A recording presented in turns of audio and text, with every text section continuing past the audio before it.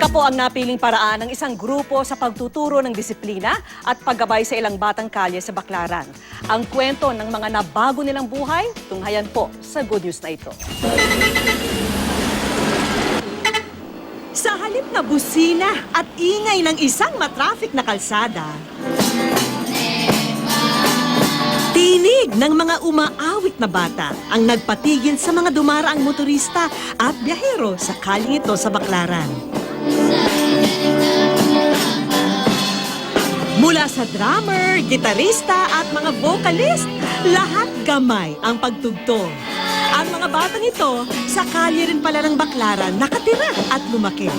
I can discipline them in more stricter ways, or I can discipline them with music and with dance. It works. For most of our children, it works. They have something to be proud of.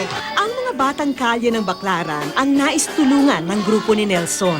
At ilan sa kanilang nagabayan ay si Len, na simula nang ipinanganak ay sa pedicab na ng ama na nirahan. At si Jeric, na ipinasa na lamang daw ng magulang ang pangangalaga sa kanyang tiyahin na may 4 ding anak. Yung hindi po kayang ibigay sa akin ng magulang ko, gagawin ko po sa anak ko.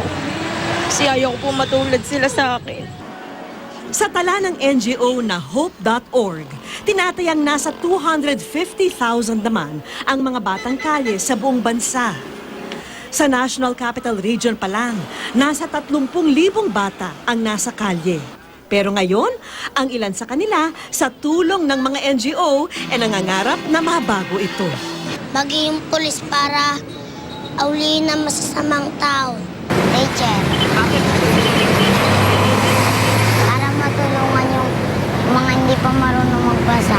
Lots of people, they see street children as dirty, madumi, magnanakaw. Habang tumatagal, they start believing it. But this changes the way they think about who they are.